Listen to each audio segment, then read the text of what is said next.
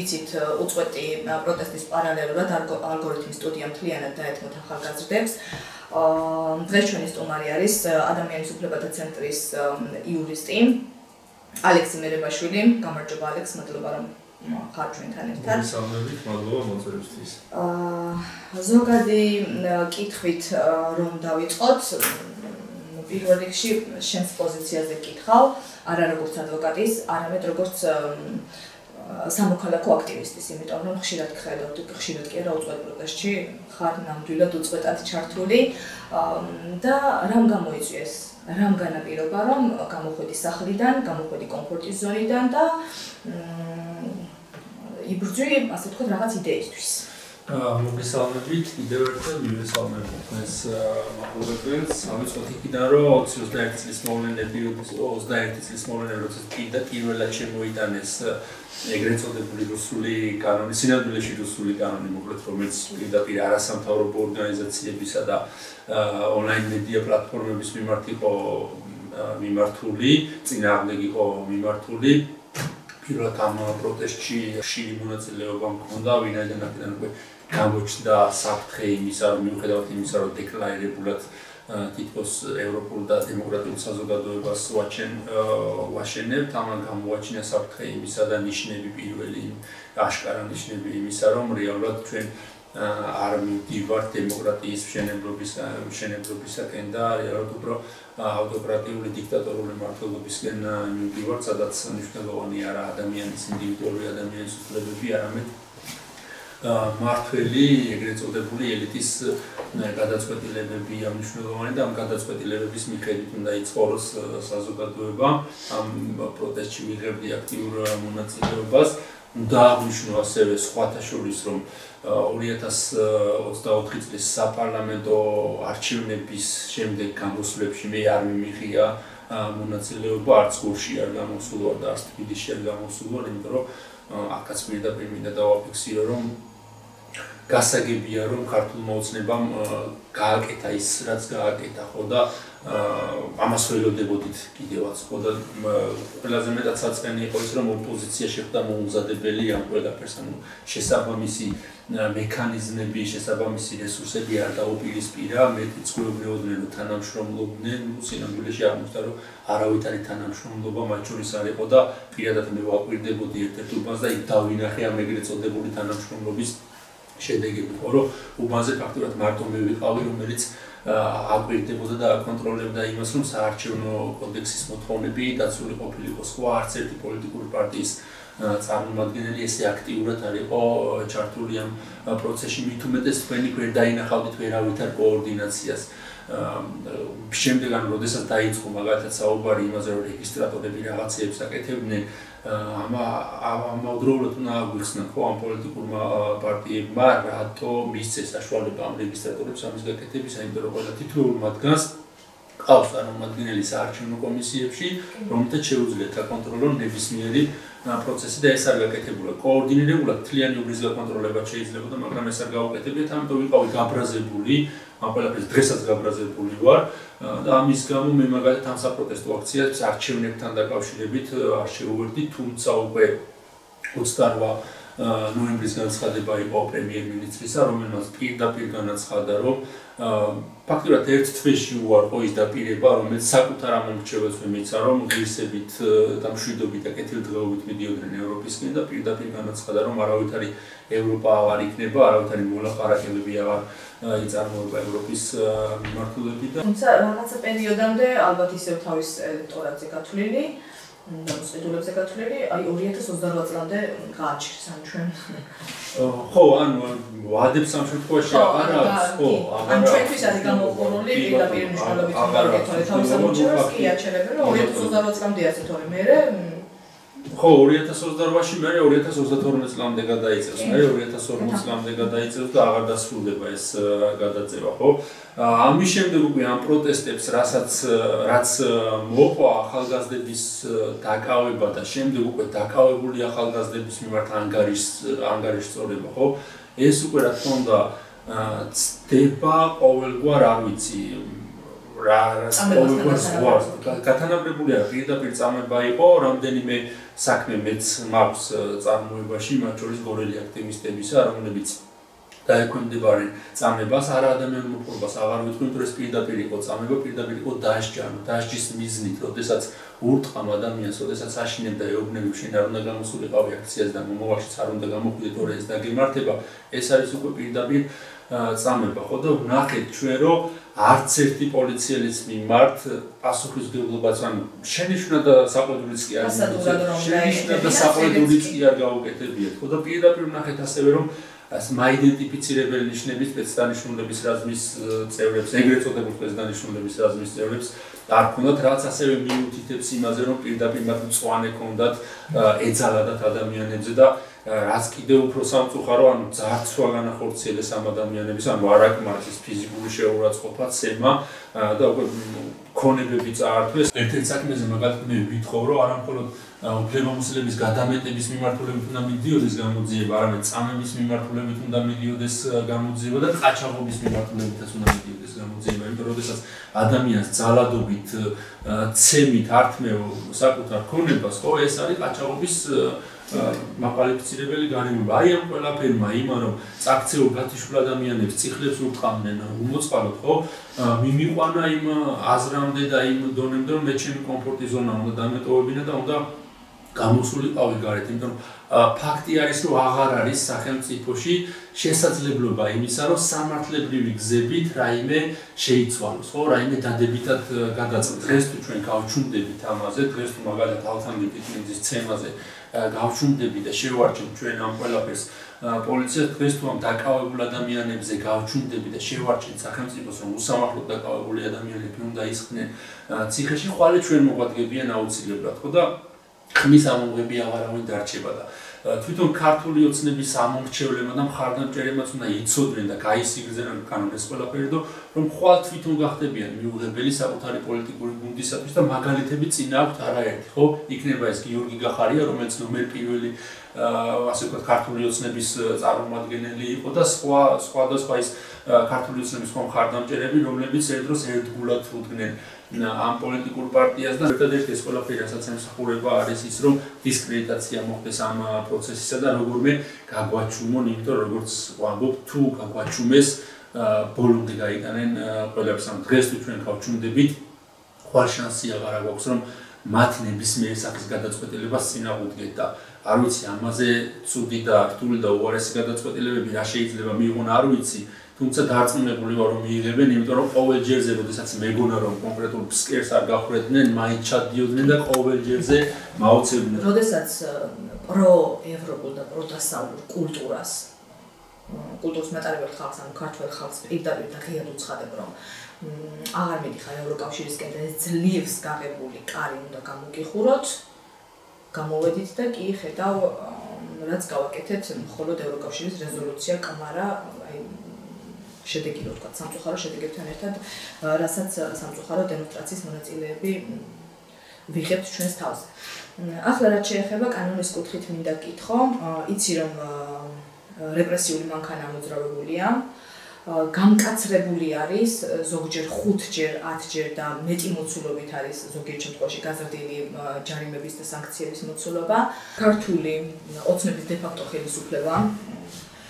მიიღო ასე ვთქვათ, კანონები, რომელიც ტერორში ამყოფებს ადამიანებს და უშლის პირდაპირ ხელს უშლის გამოხატვის თავისუფლების გამოვლენას. ერთ-ერთი ასეთი ყველაზე, ასე ვთქვათ, ოდიოზური კანონი არის პრევენციული დაკავება. ანუ დაგაკავები იმისთვის, რომ შემდგომში დანაშაული არ ჩაიდინო. ჯერ კონკრეტულად ამ კანონთან დაკავშირებით მინდა რომ მითხრა შენი აზრი და მე დანარჩენებსაც შევეხოთ, აი გაზრდილი ჯარიმების მოცულობა რომ ვახსენე, მშობლის პასუხისმგებლობასაც შევეხოთ, რაც არ მახსოვს არც ერთ კანონმდებლობაში არ მახსოვს, რა ვიცი, მშობელს აკისრებდა პასუხისმგებლობას. ესეც კი ჩადეს და ისეთ უწყინა რაღაცებზე, როგორც ლაზერის გამოსხივება არის და პირბადის და სახის დაფარვა ნებისმიერი ფორმით, მათ შორის მაკიაჟით რომ დავაფარო სახე, მაგისთვისაც შეუძლიათ რომ დავსაჯო. როდესაც ვამბობთ რომ ევროკავშირში და ევროპაში გვინდა, სწორედ ამას გულისხმობთ რომ გვინდა ევროპული საზოგადოება, სადაც ადამიანების ურთიერთობა დაფუძნებული არის კანონზე და კანონი თავად არის სამართლიანი, ხო? შეუწყობს იმ ადამიანის ძირითად სიცოცხლის უფლებას, ბედნიერების უფლებას, საკუთრების უფლებას, ეს ყველა უფლება დაცული არის, გარანტირებული არის და ერთი ვინმე დიდი ძიას ან ჩინოვნიკის გადასაწყვეტი არის, ვინ როგორ უნდა იცხოვროს, ხო და ისჯება ყველა, ვინც სჩადის დანაშაულს, იმ ქმედებას, რომელზეც საზოგადოება შეთანხმდა. სწორედ ეს არის ჩვენი ძირითადი ამოსავალი და ძირითადი მიზანი. სინამდვილეში ევროკავშირის წევრობა უკვე ამისი ასე ვთქვათ დამატებითი სარგებელი არის, რომ კი ბატონო ავაშენებთ ეს საზოგადოება, მაგრამ ამასთანავე მოდი ვიყოთ იმ ქვეყნებთან ერთადაც ალიანსში, რომლებიც სწორედ ასეთ საზოგადოებას აშენებენ და ასეთ საზოგადოების აშენება და რთული გზა გაიარეს მანდატზე მისასვლელად მათთვის. კი ბატონო, ანუ ადარებენ ხოლმე რომ აგერ გერმანიაში პოლიციას რო ესე უკნა ესე იზამს და ესე არ არის, ესე არ არის, თუმცა საბოლოო შედეგებს არდებენ ხოლმე. ხო რაღაც ამერიკის აეროპორტის ვიდეო გავცემდა, სადაც ქალი ეჩუბება პოლიციას და ამ პოლიციელმა ხელი შემოარტყა შემდეგ და ანუ აზიარებენ ამას ისე თითქოს აგერ ამერიკაში ესეც ხდება, თუმცა იქვე არ უთითებენ არსად ინფორმაციას როგორ დაისაჯა ეს პოლიციელი, ხო და რა პასუხისმგებლობა დაეკისრა, ხო? არ აქვს მნიშვნელობა, ანუ კანონდარღვევა ნებისმიერ ქვეყანაში შეიძლება მოხდეს, თავარი რა არის? თავარი არის საზოგადოებას როგორი ქვეყნის როგორი მართვის მოდელის ჩამოყალიბება უნდა, რომ გადაცდომები ყველგან იქნება, ხო? არსად არ არის სამოთხე, ხო? ყველგან ცდილობს საზოგადოება დემოკრატია, ეს არის პროცესი, ხო და არა შედეგი, პროცესი იმისა, რომ მაქსიმალურად საზოგადოებაში კონფლიქტები, ურთიერთობები ადამიანებს შორის გადაწყდეს ცივილური ფორმით, ურთიერთმოლაპარაკებებზე, თუ ურთიერთმოლაპარაკება ვერ შედგა, შემდეგ უკვე სასამართლოს გზით კანონიერად გადაწყდეს ეს ყველაფერი, თუმცა როდესაც ქართულმა ოცნებამ უარი თქვა ევროკავშირზე და ევროკავშირთან ურთიერთობაზე, სწორედ ეს გამოგვიცხადა, რომ მას არ უნდა ქვეყანაში დემოკრატიული განვითარება, იმიტომ რომ დემოკრატიული განვითარება და დემოკრატიული საზოგადოება არის საფრთხე ავტორიტარული რეჟიმისათვის, ხო? ქვეყანაში, სადაც ადამიანები გამოხატავენ პროტესტს, შეუძლებელია ავტორიტარული მმართველობის დამყარება. ხო, რაც შეეხება გამოხატვის თავისუფლებას, სწორედ ეს არის გამოხატვის თავისუფლება არის ერთ-ერთი ქვაკუთხედი, ძირითადი საყრდენი იმისა, რომ ქვეყანა განვითარდეს დემოკრატიული გზით. ანუ ადამიანებმა განსხვავებული შეხედულებები გამოხატონ თავისუფლად და თქვა, რომ მაგალითად რუსეთისკენ თუ მიდის სახელმწიფო, მე არ მომწონს. ან შეიძლება ვიღაცა იყოს, რომელსაც მოსწონს, მაგრამ მას უნდა ჰქონდეს ამისი გამოხატვის უფლება, ხო, ჩვენ უნდა გქონდეს შესაძლებლობა, რომ დავსხდეთ და ვისაუბროთ. თქვენი არგუმენტები წარმოადგენთ, რატო ფიქრობთ მაგალითად, რომ რუსეთთან ალიანსი კარგი არის და ჩვენს არგუმენტებს წარმოგიდგენთ, მაგალითად, რატომ არის ნატოსთან ალიანსი უკეთესი და ვისაუბროთ ამაზე და არა ის, რომ შენ უნდა გაჩუნდე, იმიტომ რომ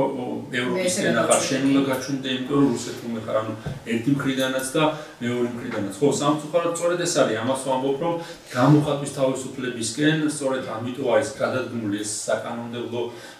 ცვლილებები, რომ პირველ რიგში გამოხატვის თავისუფლება არის საფრთხე ავტორიტარული რეჟიმებისათვის, თუ კი იქნება ის რუსული კანონი რატომ მიიღეს? იმიტომ მიიღეს, რომ არსებობდნენ და არსებობენ ქვეყანაში მედია ორგანიზაციები, რომლებიც თავისუფლად გამოხატავენ თავის აზრს, კრიტიკულ აზრს, მათ შორის იგივე არასამთავრობო ორგანიზაციებიც, რა თქმა უნდა, რომლებიც მუშაობენ აზრებიც არა, ფაქტებს სულ რომ აზრებს დავანებოდა მიკერძოებას,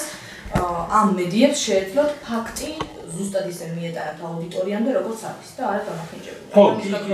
კი, ამას ვამბობ. აზრის დევნაზეც აღარ არის. კი ბატონო, ფაქტის ასე ვთქვათ, გადაცემას და გაშუქებას გამოხატვის თავისუფლებას შედის. ხო, მედიის მნიშვნელოვანი როლი სწორედ ეს არის, რომ მიაწოდოს საზოგადოებას არსებული ფაქტები. მედიამ შესაძლებელია გააკეთოს შეფასებები, რაც მაინც და მაინც შეიძლება არ შეუგოთ მედიას, თუმცა როდესაც ფაქტებს ვაწვდით მოსახლეობას, ადამიანები აზროვნებენ, ხო და უყურებენ ამ ყველაფერს და იღებენ საკუთარ გადაწყვეტილებებს. თავისუფალი მედია ცდილობს, რომ ამის თაობაზე მიაწოდოს ინფორმაცია საზოგადოებას და შემდეგ უკვე საზოგადოება მიიღოს ინფორმირებული გადაწყვეტილება, თუნდაც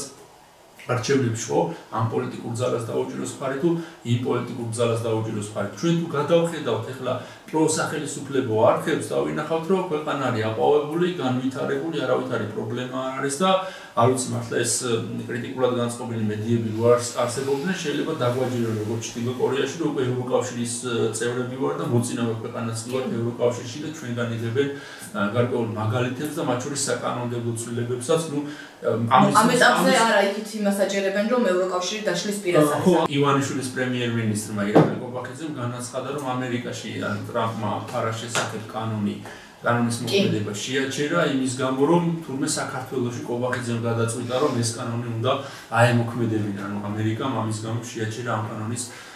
მოქმედება. ხო, თქვენ ახლა წარმოიდგინეთ, რომ არ არსებობდეს ოპოზიციური და კრიტიკულად განწყობილი ტელევიზიები და მედიები, რა მდგომარეობა იქნებოდა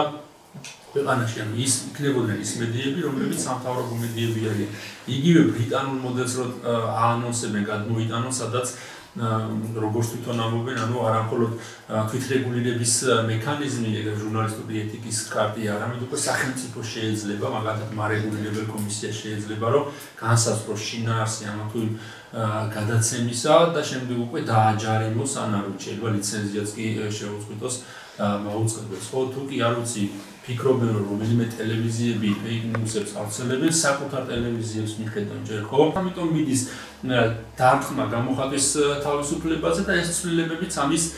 ასე ვთქვათ გამოძახილი არის. არავის არ მოსწონს. ხო, ეხლა კი თითქოს ვამბობ და შეიძლება გქონდეს განცდა იმისა, რომ ყოველდღე აგერ რუსთაველზე შეირნობა შედეგი არ მოაქვს, მაგრამ ფაქტი არის, რომ შეწუხებულები არიან ამაზე, ხო? თუნდაც აგერ ჩვენი მცირე რიცხოვანი აქცია, ხო? ხანდახან 5 კაცი მდგარ ვარ და კი ბატონო ზოგჯერ მეტიც და თითქოს გაფცინიან ამ ტროლები და ბოტები, რომ რაღაც ცოტანი ვარ და აბა აქციას რატო უწოდებთ ამ ყველაფერს და თვითონ არ წუხდებიან ამაზე, თუმცა გუშინდელმა ფაქტმა ძალიან კარგად დაადასტურა, რომ ერთი სული აქვს როდის გააშავებენ ამ ყველაფერს, იმიტომ რომ ძალიან წუხდებიან, ძალიან აწუხებთ ეს ყველაფერი და ჩვენ წინ მდგომი ეგრეთ წოდებული სამართალდამცავების ავტომობილების რაოდენობაც ადასტურებს ამ ყველაფერს თუ როგორ აწუხებთ, თუნდაც ის 5 კაციანი და თუნდაც 2 კაციანი პროტესტი და უწყვეტი პროტესტი გორის საკრებულოს წინ. ამიტომ ეს გადაწყვეტილებები ავტოკრატიული რეჟიმებისათვის, დიქტატორული რეჟიმებისათვის არის აბსოლუტურად მისაღები, რომ არა მხოლოდ 2000 ლარიანი ჯარიმა დაუწერო, არამედ 60 დღემდეც და არ არის გამორიცხული, რომ ეს თქვა და გაზარდონ და შეიძლება სისხლის სამართლის წესითაც კი დასაჯონ რაიმე სახის პროტესტის გამოხატვა, ხო? ხუმრობით კი ვამბობ ხოლმე, სანამ შემიძლია საკრებულოს წინ მდგომა ვიდგები მეთქი, თუმცა ეს ხუმრობები სამწუხაროდ უკვე რეალობაში აგვიხდა ხშირ შემთხვევაში და შეიძლება მართლაც მალე პირდაპირ აკრძალონ, რომ საკრებულოს წინ მდგომა და გაპროტესტება არაფრის არ შეიძლება, მით უმეტეს ამ საქართველოს დროში, ხო, რომ იდენტიფიცირება მოხდეს, რომ რაღაცას აპროტესტება. ხო, ამ ადამიანების 5000, 10 და 15000 ლარი დაჯარიმება ფაქტიურად ნიშნავს ამ ადამიანების გაწირვას. მეტი შესაძლებელია რიგი ოჯახები ამ თანხების გადაუხდელობის გამო ერთადერთ საცხოვრებლის გარეშე დარჩეს, იმიტომ რომ აღსრულების ეროვნულ ბიუროს შეუძლია ამ ჯარიმების ამოღების მიზნით ნებისმიერ უძრავ და მოძრავ ქონებაზე მიმართოს საახსრულებლო წარმოება და გაიტანოს აუქციონზე ეს სახლები და გაყიდოს და დატოვოს ადამიანები ყოველგვარი თავშესაფრის გარეშე, პლუს ამას ემატება შემოსავლის გარეშე ადამიანების დატოვება. ეს რა თქმა უნდა მოქმედებს პროტესტის მონაწილეებზე, თუმცა ჩვენ ვხედავთ, რომ ეს პროტესტი არ წყდება და არ მთავრდება, იმიტომ რომ მოქალაქეების უმეტესობას, იქ მდგარი მოქალაქეების არ ვიცი 100%-ს თუ არა 99%-ს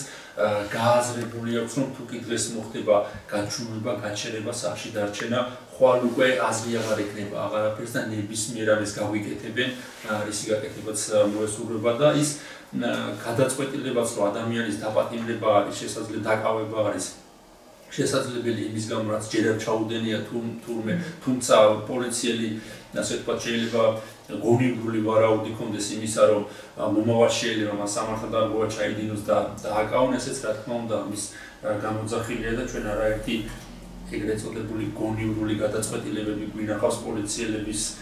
პოლიციელებისაგან, რამდენად გონივრული არის ის გადაწყვეტილებები, რასაც სჩადიან, ეს ვნახეთ ეს ყველაფერი, ხო? ამ სპეცრასთან დაკავშირებით მინდოდა კიდევ მე თქვა სამწუხაროდ გამოძიება, მის ყოველთვის ასე ვთქვათ, ცდილობს გამოძიება, ცდილობს ჭყალებში, იმიტომ რომ არაფერს არ აკეთებს რეალურად. თითქოს ცდილობს რაღაცა გამოიძიოს ინფორმაცია გამოითხოვოს, თუმცა ეს ყველაფერი იმისაც რომ თქვას რომ გამოძიება მიმდინარეობს, როდესაც არ ხერხდება კონკრეტული დანაშაულის ჩამდენი პირების დადგენა, იდენტიფიცირება, ამ შემთხვევაში პასუხისმგებლობა გადადის მათ ხელმძღვანელზე, რომელიც იდენტიფიცირებული არის და ყველა მოცით ვინც არის, რომ ეს არის ხარაზიშვილი, ხარება და ეს არის შინაგან საქმეთა მინისტრი გომელაური, დადასტურებულად რაც ვიცი, თუმცა თვითონ ვისგან მიიღეს ბრძანება და თუ მიიღეს ასეთი ბრძანება, რა თქმა უნდა, მათი გამოკითხვის შემდეგ, როდესაც უკვე შეიძლება ვითარება ქვეყანაში, არ არის გამორიცხული თვითონვე დაასახელონ ის პირები, ვისგანაც იღებდნენ ამ ბრძანებას. ხო, როგორც მინიმუმ შაიშმელაშვილმა დავითხოვა რაღაც სახელები და კვარები. როგორც მინიმუმ ამ ადამიანების მიმართ სამსახურებრივი უფლებამოსილების გადანეტების მუხლით უნდა მიდიოდეს ახლა გამოძიება და არათუ გამოძიება, არამედ პასუხისგებაშიც უნდა იყვნენ უკვე მიცემულები, იმიტომ რომ სწორედ ვალდებულება, რომელიც სახელმწიფოს აქვს, რომ მოახდინოს იდენტიფიცირება იმ სამართალდამცავებისა, ეგრეთ წოდებული, რომლებიც მონაწილეობენ საპროტესტო აქციების დაშლაში, ამ ვალდებულების შესრულება ევალებოდა ამ სამართალდამცავების უშუალო ხელმძღვანელს. როდესაც უშუალო ხელმძღვანელი ამას არ აკეთებს და პირდაპირ მიანიშნებს ეს ყველაფერი იმაზე, რომ წვანე გაქვთ ბიჭებო, ანთებული და რაც გინდა ის გააკეთეთ, ვინც გინდა ის ცემეთ, სადაც გინდა ჩაარტყით, ვინც გინდა თუნდაც პირდაპირ შეგვიძლია ვთქვათ, რომ ვოკალით, იმიტომ რომ რამდენიმე ადამიანი და მათ შორის ფორმულას ჟურნალისტის შემთხვევით არის გადარჩენილი ვარ დაიღუპა და ის ახალგაზრდა ბიჭი კიდევ ცუდად რო იყო ძირს ეგდოდა პირდაპირ აკენწლეს მისი თავით ითამაშეს ფეხბურთი ნიღბიანმა სამართალდამღვრობა იმ დროს თუნდაც ავთანდილის საქმეზე სრულმოწმება თითქმენ პოლიციელები რომელსაც აკავთ ან პორტფელიაში პოლიციელები თუმცა ვინც ცემა რეალურად ავთანდილის მინიძე იმისი იდენტიფიცირება ხო პრაქტიკულად შეუძლებელი აქვს წინასწარ ვიცით იმიტომ რომ ნიღბიან ადამიანის იდენტიფიცირებას ვერ მოახდენს იმას არ აქვს სხვა რაიმე მაიდენტიფიცირება ბოდიში ლექსო აქ ჩემს აზრს გეტყვი ამ სამართალდამცავებს სამართალდამცავებად რომ გვევლინებიან აძლევენ გარანტიებს რომ ხელშეუხებლები არიან თუმცა დამიჯერეთ რომ თუნდაც ავთანდილ ტიტვინიძის სასტიკად ცემის საქმეზე ვინებიც იყავით გასულები ყველა მონაცემს შეინახავენ შემდგომში თქვენს დასაშანტაჟებლად და იმისთვის რომ გქონდეთ კომპრომატები ან ფაქტობრივად აბსოლუტურად მონომდგომარეობაში ამყოფებენ დავალებაზე ერთი გასulis გამო. შეიძლება მეორედ სულ აღარ უნდოდეს ავთანდილის მცემელს და არ ვიცი შეიძლება უწოდო მაგის გაკეთება რა დავალებასაც მისცემენ, მაგრამ მოუწევს შესრულება, იმიტომ რომ კომპრომატი აქვს, ანუ ხელისუფლებამ ძალიან კარგად იცის, მოკლედ ვინ სცემა ავთანდილი, ვინ სცემა გურამ როგავა და არ ვიცი ჟურნალისტებს ვინ ატეხა. ძალიან კარგად იციან ეს. გარდა ამისა მე დარწმუნებული ვარ, რომ ამ მონაცემებს თვითონაც ინახავენ და აგროვებენ, იქნება ეს ხარისხი კომენაური, რამდენადაც ელოდებიან, როდესაც შეიცვლება, იქნებ როგორმე დააღწიო პასუხისმგებლობას თავის სხვა პირებზე მითითებით. ხო, კი ბატონო, აი ამ ინფორმაციას. ყველაზე დაუცველები თუმკითხავ ახლა არა ისინი ვართ, ჩემ თავსაც მოვიაზრებ, ვინც ვდგავართ სიმართლის მხარეს. არამედ ისინი, ვინც ნებით ანონიმებლიად სისტემამ თავის სამსახურში ჩამოყალიბდა. ამ ინფორმაციას მოკიდი, ეს ახალ ხელისუფლებასთან შეიძლება დაიწყო ამ გარიგება, თუმცა იქნება ან შემოსუბუქო პასუხისმგებლობა, ან საერთოდ განათავისუფლო პასუხისმგებლობა. რა ვიცი, მე მართლა დარწმუნებული ვარ, რომ ეს მონაცემები როგორც მინიმუმ ზვიად ხარაზიშვილთან ინახება და როცა საჭირო გახდება, ზვიად ხარაზიშვილი ამ მონაცემებს გამოიყენებს და შეიძლება მართლა კალამი და ფურცლის ასე ვთქვათ მარაგები არ იყოს იმდენ ვინმე დაასახელებს ვინც მონაწილეობდა მისგან იგებდა დავალებებს და რა დავალებებს იღებდა. კი, როგორც იურისტს მინდა გკითხო სამართალდამცავების აი საპატრულო ანუ პატრულის, პოლიციის, სპეცრაზმის, განსაკუთრებულ დავალებათა დეპარტამენტის და სუსის როგორ ვთქვა, ძლივს შექმნილ რეპუტაციაზე. ხო, ან ქართველებს გარკვეული პერიოდის განმავლობაში 90-იანების მერე ძალიან დაბალი ინდობა ჰქონდა აი ამ სტრუქტურების მიმართ, რასაც სამართალდამცავი უწყებები ქვია. მთლიანად ანულირებული არის ეს რეპუტაცია და აი შენი შეფასება მაინტერესებს, აი ხლა რა მდგომარეობაში არის აღმოჩენილი რიგი თანამშრომელი, რომელსაც მაგალითად აქციაზე ვერცხლს ესვრის ტიტუშკა და მაგისი დაკავებაც კი არ შეუძლია თავის თავზე რომ მოხდა თავდასხმა. აი ამ რეპუტაციაზე რომ ვითხრა, რეპუტაციას რაც შეეხება ახლა სიმართლე რომ ვითხრათ ეს სუსის და მისი სამართალმოქმედების არის სუსის მისი რეპუტაცია მაინც არც თავის დროზე არ გამოირჩეოდა დიდი. ხო, მაგრამ დანარჩენი უწყებების ძირითადი ეს იყო პატრულის რეფორმა, რომელმაც არ ვიცი მართლა ძირეულად შეცვალა ის გაიგთ ამის აღება აღარება და მოქალაქეები მართლა პატივისცემით იყვნენ გამსჭვალულები ამ ადამიანების. მას პერიოდი რომ ტეხავდა მათი დაძახება დასახმარებლად ძლივს იმედით იმედავდა რომ ისინი აუცილებლად უნდა მოგვეყვანა. კი, ამ ადამიანების მიმართ, თუმცა სამწუხაროდ სწორედ აი ქართული ოცნების ხელისუფლებაში მოსვლის შემდეგ უკვე დაიწყო ამ უწყების დისკრედიტაციაც და ზოგადად ყველა უწყების დისკრედიტაცია ამაზეც მე გავაგრძელოთ რატო ხდება ამ უწყების დისკრედიტაცია, ხო? ანუ პოლიციელების პატრული სამხედრო. შენ ამბობ რომ ამ წვავე პროცესებამდე დაიწყო მათი დისკრედიტაცია? კი, ამ წვავე პროცესებამდე დაიწყო, ნუ პირველი რა თქმა უნდა ის რომ ნაციონალების გაკეთებული ყველაფერი ცუდი არის და უნდა შეიცვალოს ან გამოიცვალოს ან გახუჭდეს, იმიტომ რომ ხედავთ რომ ყველაფერი საფუჭებელი ეს